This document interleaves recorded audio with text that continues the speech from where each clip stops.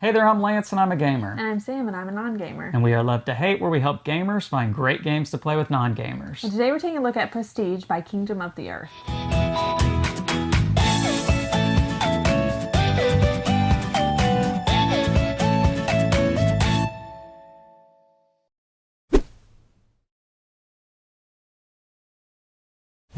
Prestige is a new card game that is currently running on crowdfunding, so you want to make sure to check out this link down below in the description of the video after you watch this to get all the details and to get your own copy of this game. Now, it comes to us from Kingdoms of the Earth, who helped sponsor this video, so we do want to thank them for that. And if you're not familiar with Kingdoms of the Earth, they are a new publisher, but they're not new to board gaming. They actually also have another company that have already released several different games, actually. Some that we have already previewed here on our channel. In fact, New Kingdom Gardeners back here is their other division, New Kingdom Gaming. So they're very familiar with making games, and this is just a different branch of that, Kingdoms of the Earth. So let's talk about Prestige. What is Prestige? Well, it is a city building game, which if you're familiar with most city building games, they're pretty heavy, complex games. So why on earth are we looking at it here on Love to Hate? Well, this is a maybe light medium weight city building game that is primarily cards, and you do track some resources with some resource trackers, but most of the gameplay and components with this game are cards. And so we're going to go down to the table where I'll show you the nuts and bolts of this one, how it works, and then we'll come back and share thoughts on it as a gamer and non-gamer. All right, I have Prestige on the table. Let me show you all about this city building game. Now, I do want to make sure you understand that what you see here is prototype, so the final artwork, components, maybe even some of the rules might change once it's released from crowdfunding. That being said, what you have here for the components, you have a lot of cards, as you can see over here. You have a center, tribal center card that's going to be where all the gameplay kind of branches off of. That will be in the center of the play area. You do have a central board here that's going to keep track of your different resources, as well as a space here for your coins. You have 5 coins to start the game with, unless you're playing on the expert mode, and you do have extra coins left over. Now, how this game is going to work, it's actually quite simple and once you understand all the iconography. So what's going to be happening in this game is that each player is going to be represented by a secret tribe, and there are 6 different tribes as denoted by these icons on the back, and there are cards for each of the different tribes. Now you'll shuffle these out and deal one at random to each player, and that player will be that tribe, such as the fishing tribe, and you'll want to keep this hidden from the other players. Now, your goal throughout the course of the game is to try to make sure that your tribe's cards, which are going to be in these 3 decks over here, make it into the city. But at the same time, you want to make sure that the city actually succeeds, because this is a semi-cooperative game and that there are ways for all the players to lose. And so that happens if your resources drop too low, and we'll cover that here in just a second. So you want the city to succeed at all costs, but you ultimately want your tribe to have the most presence in the city, because you will become the most prestigious tribe. Now, how this game plays out, you do have some player aids too, by the way, to help you to remember how all of this plays out in the order of play as well as the different icons. But you are going to be checking the resource tracker at the beginning of every turn to see what happens on that particular turn. So let's cover what's going on down here. You've got 4 main trackers right here, and then your money over on this side of the board is a 5th resource. This top resource is your prestige, and ultimately you want to try to get it all the way over here to 15, and if that happens, then the game immediately ends, and you determine who is the ultimate winner. In this track right here, this is your happiness level, or the people in your city, how happy are they? You want them obviously to be pretty happy, because if they get too unhappy, then they will leave your city. And this icon right here is the next resource tracker, which is population. And as this tracker gets too low because the people are fed up, they are going to be leaving your city. If it gets all the way down here to the end of the population track, then your city is completely abandoned and all players immediately lose. However, if you get your tracker all the way up to the top, then you are going to start to increase your defense. That's this bottom tracker here, your defense against invasion invasions, that's this icon. If this tracker gets all the way at the bottom, then you're going to have to draw cards from this deck, which represents invaders coming into your city. Back to the population track, if you get too many people in your city, however, then the people get upset because you're overcrowded, and that will drain your happiness, and that's not good. But again, back to your defense, you want your defense to go up, because if you can get it all the way up here, then you will be drawing favor gained cards. And these are good events that will add prosperity and benefits to your city. So you want to draw from these cards, and you won't play with all of these cards. You'll only play with 8 of these type of cards, and if you can draw all 8 of them throughout the course of the game, then you automatically win, because your city has become so favorable. The people in your city love you so much you can do no wrong, and you win the game. Likewise, there are going to be 8 favor lost cards in this game. And back to our defense track, if you get 2 into the military, then the people are going to be upset with you. That's not a good thing, and you will have to draw one of these cards. And again, there are 8 of these as well. And if you draw all 8, that is another way you can lose the game, because again, the people are so dejected that they overthrow you. They usurp your leadership, and they boot you out. Back to the invasion here, if you draw 10 of these, then you have become overrun by invaders and you lose the game. So that's kind of what happens at the beginning of every turn. You check these trackers to see if you are having to draw any cards and playing out those cards. Next, you will take your one action on your turn, and there are 3 things that you can do on your turn. You can play a card, you can discard cards from your hand, or you can restore a building. And technically there is a 4th type of action, and that is doing one of the actions that might be out here on one of the cards. But that's kind of rare. That doesn't happen too often in the game, but mostly you'll be doing one of those 3 things. So the first thing is playing a card.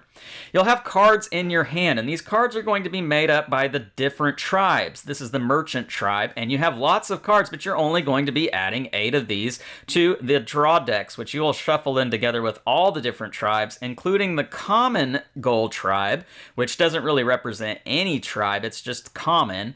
And you'll shuffle those out and make 3 equal stacks, one of which will be face up, the other 2 face down. So you'll have cards in your hand with these different buildings that represent the different tribes. This is the priestly tribe here, the religious tribe. And you'll want, if you're the religious tribe, you'll want to have a lot of your cards out in the middle, because again, that's how you win the game. Now, playing a card, you will have to meet the requirements that are listed over here on this side of the card underneath the icon that tells you what type of tribe card this is. And this icon right here tells you it costs 2 gold. And so you would spend your gold from the coffers, putting it back into the supply. And these are shared resources down here. All the players have to share the resources. You'll gain whatever's listed down here on the bottom left of the card. And so in this particular case, this card adds 2 prestige. And so this is how you go up on prestige in the game. And again, if you get to 15, the game automatically ends, and you'll determine who is the ultimate winner. Now, some other things that might be on the card, there may be adjacency bonuses that have to do with these icons that are listed here on the top right of the card. Taking a look at our tribal center card here, we can see that there are some icons that start on the card in the middle of the city, and we want to try to play off of these icons with that card so that we earn the bonuses. So in other words, if I were to play this card immediately to the left of a card that had this icon on it, such as the tribal center card, then I'm going to gain 1 more prestige. And likewise, if it was on the other side, I would gain 1 more prestige as well. And you can see that there are adjacency bonuses on the bottom of cards. Now, sometimes it's a negative, though. We don't want a home card, or we're going to lose 2 happiness if it's underneath. So this Tribal City card is a home card. We don't want to put it on top because we'll lose 2 happiness. But look at this. It's got that double up arrow because this is the bell tower we're talking about. It's going to be up high. You don't put bell towers down on the ground. You put them up high. So you do have to place this on top of another building card. And so unfortunately, if we did play this card, it would lose us 2 happiness. So that's kind of how the icons work. There are some other details as far as walls and how you get bonuses with walls. There are going to be cards that you have to play below other cards, such as the tomb carvings. Of course, that's going to be underground. And there are going to be water cards that have to be played above or below somewhere specifically in the city because it's a source of water. And that obviously corresponds to the fishing tribe. So, very thematic with the different icons and how that all works, but essentially you're wanting to play these cards, paying the resources or meeting the requirements, because some cards do have to have certain requirements, such as this one. You already have to have 4 water cards out in your city before you can play this particular one. So just keep that in mind, that there are some things you have to know as you're playing these cards, but that's essentially 90% of what you're doing by playing the cards. Now, back to your other options, what you can do. The second option you could do for your one action is you can discard as many cards from your hand as you want to the discard pile. Now, when you do this, you have to be very careful, because you're going to draw back up and you're going to get a new set of cards for your hand. But whenever you discard cards from your hand, you do have to draw an invasion card. And these are going to be bad things, such as losing your happiness and defense equal to half of your prestige, rounded up. So that's really bad. Opposing fates. There's always going to be some sort of thematic flavor text attached to these cards to kind of explain to you what's happening in your city. Why are you losing happiness and defense? That sort of thing. And remember, you draw 10 of these, you lose the game immediately. So that's the main 2 actions that you're going to be doing throughout the game, either playing a card or discarding cards, drawing new ones, and having to take an invasion card. The third thing that you might do on a turn is to restore a building, because throughout the course of the game, when you draw these bad cards, you might have buildings get destroyed and they'll be turned face down, and you won't be able to gain the benefits that might be on those cards. And as your action, you can turn them back over to restore them. Now, there are cards that give you extra actions on them, such as this landlord card. Now, it has this banner over here, and that's going to be very unique because it's not going to go out here in the city. It's actually going to be slotted in one of these spots right here. And as you can see, there are 5 slots for these kind of cards. And we wouldn't have all the cards out here, by the way. We would spread them out and give ourselves more area to play in, but I'm keeping everything on frame. And this particular one has a unique action that you could do on your turn instead of one of the actions that we've already covered. And so each card's going to have something on there that might let you do something special, or it gives you just some sort of benefit while it's out here in one of these slots, such as these type of cards cost 1 less gold to play them as long as Sculptors is out there for you. And again, they do have tags on them that correspond to the different tribes, and some of these cards that have these banners that go in these slots, they might have 2 tags on them, so that's even better if it matches up with your tribe. Now, the idea behind this game, again, is trying to get your tribe out here, but you do want to keep the city thriving and going along, so there's often times when you have to play cards that don't correspond to your tribe, but are necessary for you to play to ward off defeat, because you want the game to continue. You want your chance to win, but you know that you're probably helping somebody else getting closer to the ultimate victory because you're playing their tribe's cards out in the market. But again, those tribe cards are hidden, and you don't know who is who, or if that tribe's even in the game, because it may not be. One last thing to cover are that this game can be played in the solo mode, and that's what this deck of cards is over here. You will be able to play against the game, and it will have a list of actions that it's going to be going through, and it's pretty challenging, I must admit. So you can play this solo, and you can flip this board over, and on the back side of it is the Squalor mode, which increases the difficulty. You've got different icons down here, less gold, less cards that you can slot up here. So just keep in mind that you can play an expert level mode of this game if that's something that you want to do. But there you go, that's what you have here with Prestige. Let's go back up top and share our thoughts on this one. And we're back, and now we're going to share our thoughts on Prestige from a gamer and non-gamer's perspective.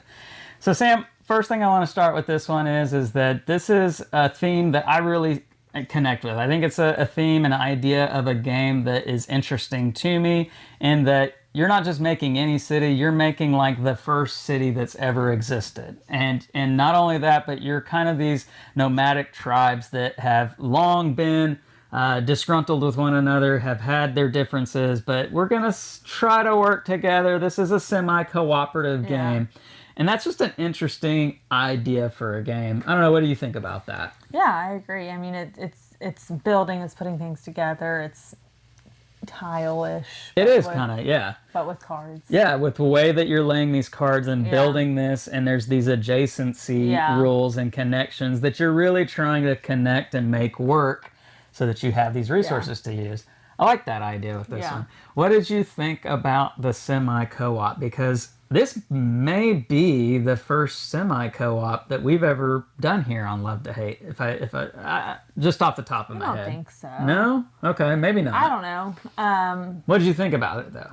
I don't know. To me, it just kind of felt like how we typically play games, where I'm like, okay, I know you're not supposed to see my cards, but what am I supposed to do? But you know, the goal is the same. So, but there are times where certain cards only are for me and things like that. So it was good. I don't know. I mean, I think I'd have to play some more semi-cooperative games to kind of see where it ranks with those. Just wondered what your thoughts were, because again, we don't play a whole lot of semi-cooperative games, and there's not a whole lot of them out there to begin with. So the fact that it is a semi-cooperative game is unique in and of itself. Yeah. That being the city builder kind of idea, right? Like typically they're fully competitive. It's Yeah. like getting your stuff in the right spots and getting your resources so that you can build more things in the right spots. I think if we played more where we never help each other out, then it would not feel. Does that make sense? Like, it just felt kind of like, yeah, I suppose so. You're helping me like you typically do. Yeah. So. Well, and the way with this one is, and this is probably one of the more unique things about this game that I really like, is that you have to make some tough choices as far as that semi-cooperative element goes, because there's that hidden element of what is your tribe. Yeah. And only you know what your tribe is, that you're trying to make sure is out there as much as possible. And there are times when you have to play a card that doesn't work for your tribe just because you know we need money right now, or we need happiness right now. Our people are not angry. They're angry at us. And if I don't do this one thing that may not be what helps me personally, we might all lose the game. And that's a fun thing with this one, because there's a lot of tension. There's a lot of, I know I'm helping somebody here out. And I don't know who, right? Like, I don't know who is who in this game. But having to kind of make those tough choices is a lot of fun. What did you think about that? Yeah, I agree. I think ultimately I kind of didn't focus too much on my tribe. I think I became too focused on building the city, making it like be something that works. Yeah, like I'm playing, and so I did probably not focus on, am I getting my tribe cards out there as much as I could have. Okay. And I think that's something else too about this, is that even just the fact of, this is a perfect fit. This card fits exactly here and gets us all the resources. That's so still why wouldn't fun. I go with that? Yeah.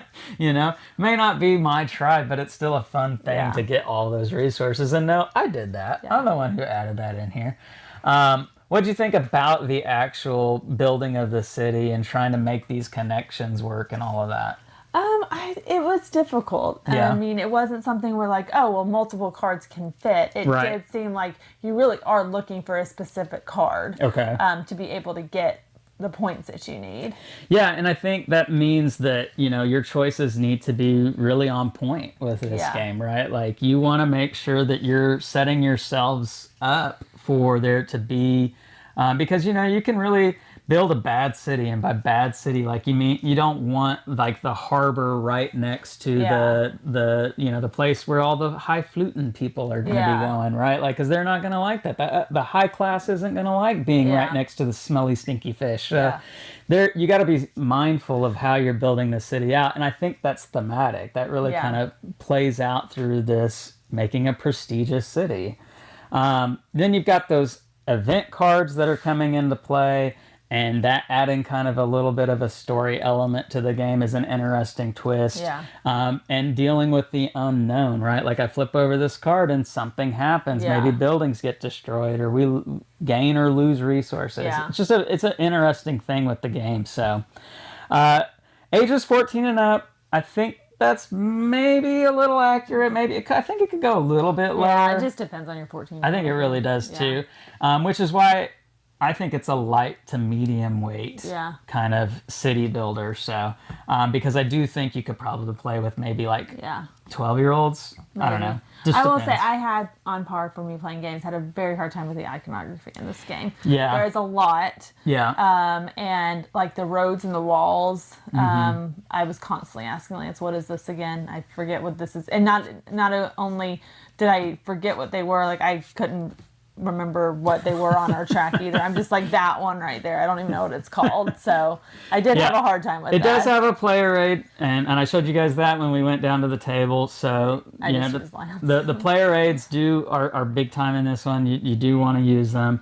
And it is prototype after all, so I think they may be making some changes once the final game does come out. So, but very interesting game. I enjoyed this one. It was a lot of fun. Definitely a unique take on city building that plays in under an hour. It's 30 to 45 minutes, and that's another unique thing with a city builder because those tend to be longer games. So.